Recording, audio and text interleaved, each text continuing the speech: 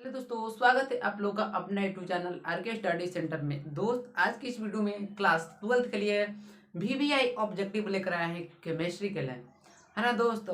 और इस वीडियो में कल के आगे से वीडियो में बताऊंगा, मतलब कल से जितना भी क्वेश्चन हुआ था उससे आगे क्वेश्चन में बताऊंगा, और वो भी आपको ट्रिक से बताऊंगा कैसे कैसे निकाला जाता है। सारा चीज इस वीडियो में बताऊंगा, है ना। और आप चैनल पर नए हैं तो चैनल को भी सब्सक्राइब कर देना। ओके, हम पहले दोस्त बता चुके हैं पहले ही कि ये सीरीज हम तब तक चलाएंगे जब तक आपका एग्जाम फिनिश ना हो जाए, हाँ, खत्म रहे तब तक ये सीरीज आप लोग को चलता रहेगा।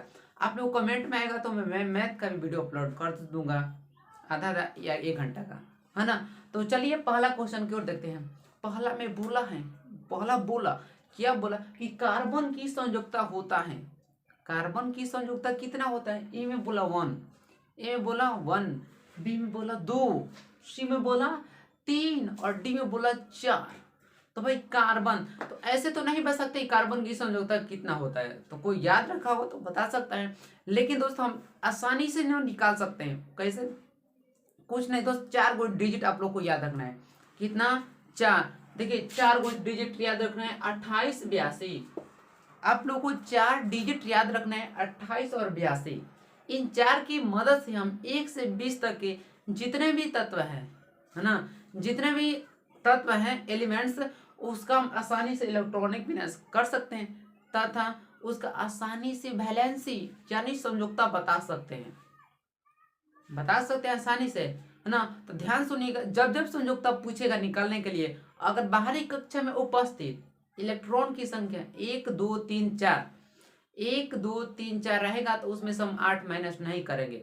मतलब बस 1 से 4 रहेगा, जितना भी रहेगा हम उसमें से संयुक्ता लिख देंगे। लेकिन 4 से ज्यादा रहेगा, मतलब 4 से ज्यादा कहने का मतलब 5 6 7 8, है ना, उसमें से 8 माइनस करेंगे। 4 से कम रहेगा तो उसमें से 8 माइनस नहीं करेंगे। तो देखिए कार्बन की संयुक्ता निकालते हैं, तो कार्बन का सबसे पहले जानेंगे एटॉमिक नंबर कितना होता है। तो कार्बन का एटॉमिक नंबर होता है 6 होता है। अब कहने का मतलब है कि पहला कक्षा में 2 है, दूसरा में 8, तीसरा में 8 और चौथा में 2। पहला कक्षा में 2 रखेंगे तो पहला कक्षा में 2 रखेंगे, है ना। अब देखेंगे कि हम लोग कितना तोड़ कर लाना है, इसका इलेक्ट्रॉनिक बैलेंस करना है, तो कितना लाना है? 6। पहले में कक्षा में हो गया 2, दूसरा में कहता है कि हमें 8 तक रखिए, दूसरा में बोलता है कि हमें 8 तक रखिए, तो हम जरूरत के अनुसार उसमें अंक भरेंगे। लेकिन अभी हमें कितना का जरूरत है? 4 का, क्योंकि 4 और 2 6, 6 न लाना है। कार्बन का एटॉमिक नंबर होता है 6, मतलब परमाणु संख्या होता है 6, तो जोड़ को कितना लाना है जी? 4 लाना है। तो इसलिए इसका बाहरी कक्षा में कितना है? 4। तो हमने बताया संयोजकता निकालने के लिए 4 से 4 तक रहेगा तो उसमें 8 माइनस नहीं करेंगे, 4 से ज्यादा रहेगा तो उसमें से 8 माइनस करेंगे। तो कोई पूछ देगी कार्बन की संयोजकता कितना होता है, तो बताना है 4 होता है। ओके, मैं कार्बन नहीं दिया तो क्या क्लोरीन दे देगा ना। मान ली क्लोरीन का होता है 17, क्लोरीन का होता है 17, होता है कि नहीं? वो आपसे पूछ रहे हैं होता है कि नहीं? होता है। पहला कक्षा में कितना है? 2, तो हम लिखेंगे 2। अभी हम लोग कितना लेना है? 17, अभी कितना है? 2, अभी 15 का अंतर है। दूसरा कक्षा में बोलता है 8 रखिए, चलिए 8 रखते हैं 8। अब इसको जोड़ देंगे, 8 2 10, अभी कितना का अंतर है? 7 का। 17 लाना है तो कितना का अंतर होता है? हो रहा है 7 का। तो 8 2 10। तीसरा कक्षा में बोलता है, तीसरा कक्षा कहता है कि हमें 8 रखिए, तब मैं कहता हूँ उसमें जरूरत के अनुसार ना उसमें अंक भरेंगे। हमें 17 लेना है तो क्यों 18 लाएंगे? देखिए हमें 17 लेना है तो 8 होंगे, यहाँ पर रख देंगे तो 18 हो जाए। लेकिन हम 7 रखेंगे, क्योंकि 8 7 15 2 17, 17 आ रहा है। तो हमें देखिए 17 बाहरी कक्षा में कितना है जी? 7 है। तो हमने बताया 4 से ज्यादा रहेगा तो क्या करेंगे? बाहरी कक्षा में इलेक्ट्रॉन की संख्या 7 से ज्यादा रहेगा तो उसमें से हम 8 माइनस करेंगे। तो 8 माइनस 7, मतलब 8 माइनस 7 इक्वल टू 1। तो क्लोरीन का हो गया 1 ना। तो 1 से 20 तक की जितना भी तत्व है, 1 से 20 तक जितना भी तत्व है, उसका आसानी से आप इलेक्ट्रॉनिक विनाश कर सकते हैं। उसलिए मैंने एक फार्मूला बनाया 28 82, है ना। आप लोग 4 को तो नंबर याद रखना है, कुछ 4 तो आसान है।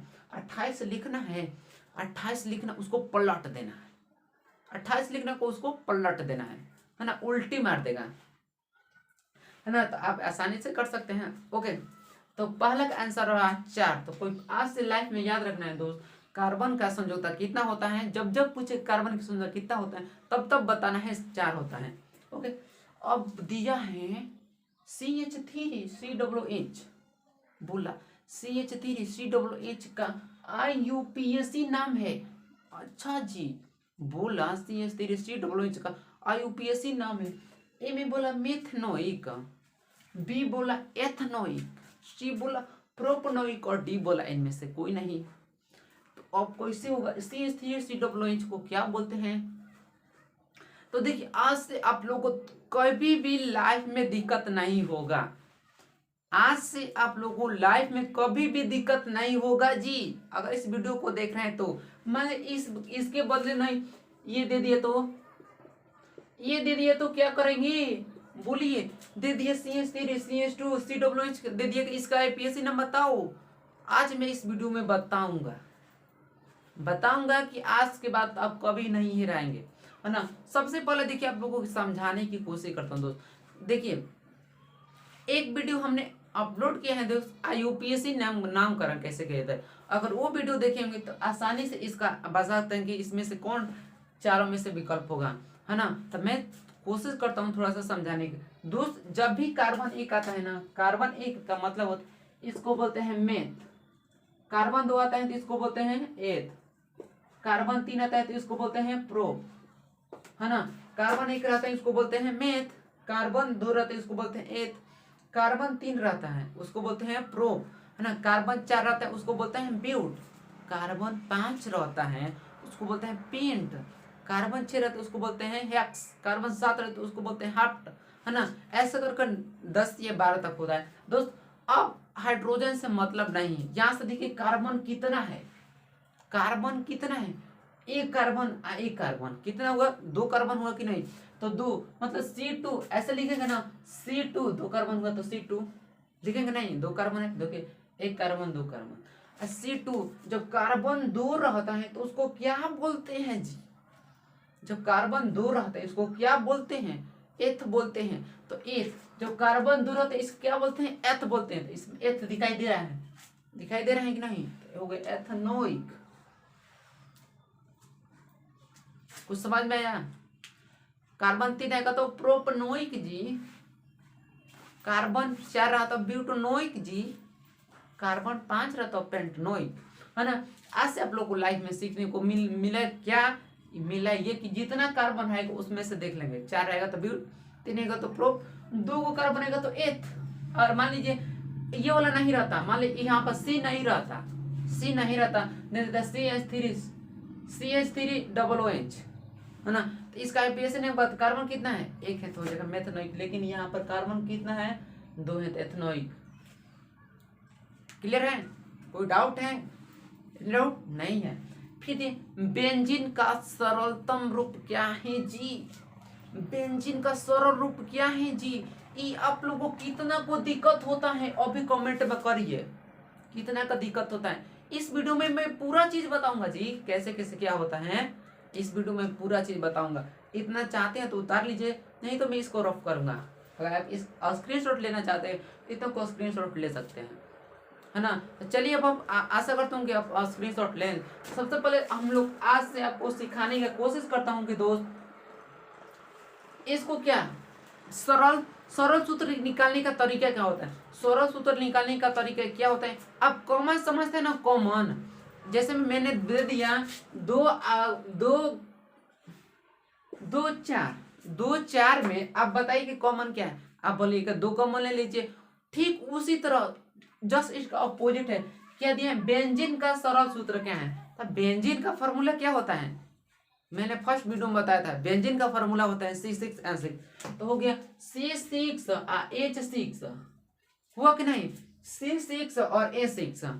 अब देखेंगे कि सरल सूत्र निकालने के लिए दोस्त देखेंगे 2 के पढ़ा में दोनों चीजें मिल रहा है कि नहीं, दोनों के पढ़ा में 2 के पढ़ा में ये दोनों चीजें मिल रहा है कि नहीं, मिल रहा है। अगर एक के पढ़ा में सॉरी कोई मान लीजिए यहाँ पर कोई अंक है, जैसे में हम लिखते हैं 2 और 9, तो 2 के पढ़ा में 2 मिल रहा है लेकिन 2 के पढ़ा में 9 नहीं मिल रहा है, तो इसका हम सरल सूत्र नहीं निकाल सकते हैं। क्यों?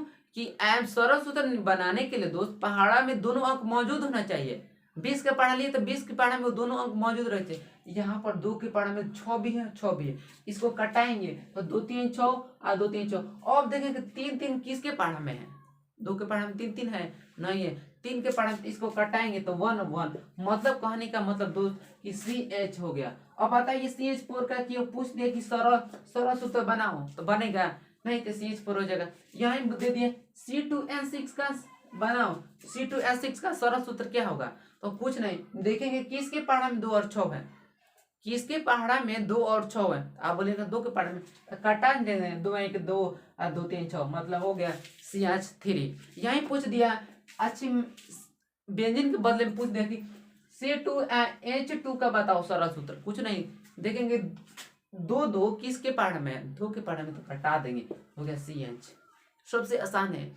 जब ऐसा देखेंगे दोनों के पहाड़ मिल रहे हैं कि नहीं, अगर मान लीजिए यहीं दे गया C3N6 दे दिया, C3N6 दे गया।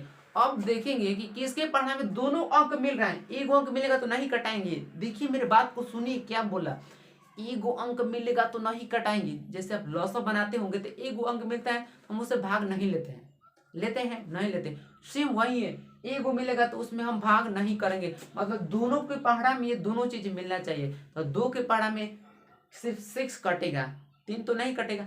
और उसके आगे देखेंगे 3 के पहाड़ा में दोनों चीज मिल रहा है। अच्छा हाँ, 3 के पहाड़ा में तीनों भी है और 6 भी है, तो कटा देंगे C1H2 यानी CH2 हो गया। C3H6 का सरल सूत्र क्या होगा? CH2 है ना। इस व्यंजन का सरलतम सूत्र क्या है? तो CH। समझ में? क्योंकि C6N6 होता है दोस्त, यहाँ पर C6N6 होता है तो 6 से 6 कट जाएगा दोनों, तो CH बचेगा। बचेगा कि नहीं? देखिए दोस्त, अब 3 को क्वेश्चन से मैंने 11 मिनट कर दिया, 12 मिनट कर दिया। सोचिए ऐसे ऐसे पढ़िए नो, ज्यादा आप लोगों को ज्ञान में, कम समय में ज्यादा चीज जाने। प्राकृतिक रबर का बहुलक है, प्राकृतिक रबर बहुलक है या किसका बहुलक है?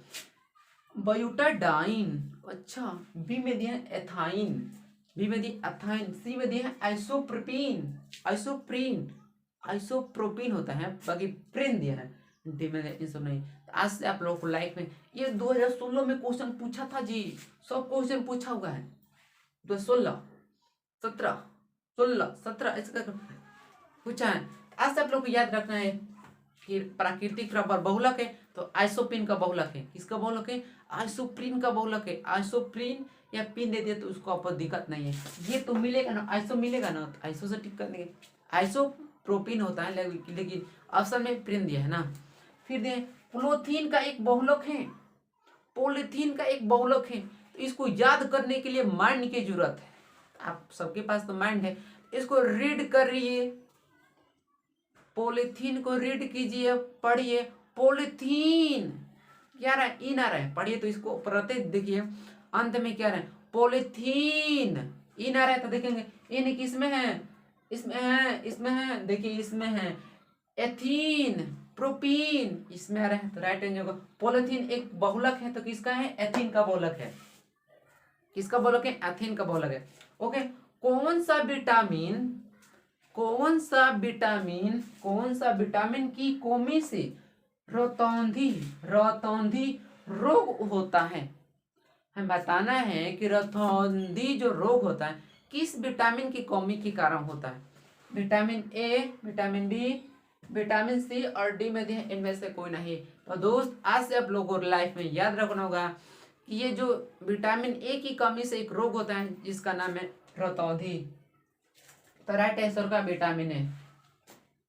Okay, right answer vitamin A की कमी से होता है रतौंधी, विटामिन बी की कमी से होता है बेरी, विटामिन सी की कमी से होता है अस्कर्बी, विटामिन डी की कमी से होता है रिकेट्स, है ना। विटामिन डी की कमी से है रिकेट्स। ओके दोस्त, आज इस वीडियो को मैं इतना ही रहने देता हूँ, अब मिलेंगे नेक्स्ट वीडियो में। वीडियो अच्छी लगी तो मैं बार बार कहता हूँ कि इस वीडियो को पूरा शेयर करो, अपने दोस्त के पास सेंड करो ना, करो अभी, पता चले ना कि ऐसे ऐसे पढ़ा जाता है। ओके फ्रेंड्स, तो और आप चैनल पर नए हैं तो चैनल को भी सब्सक्राइब कर देना। Okay, thanks for watching and जय हिंद, जय भारत।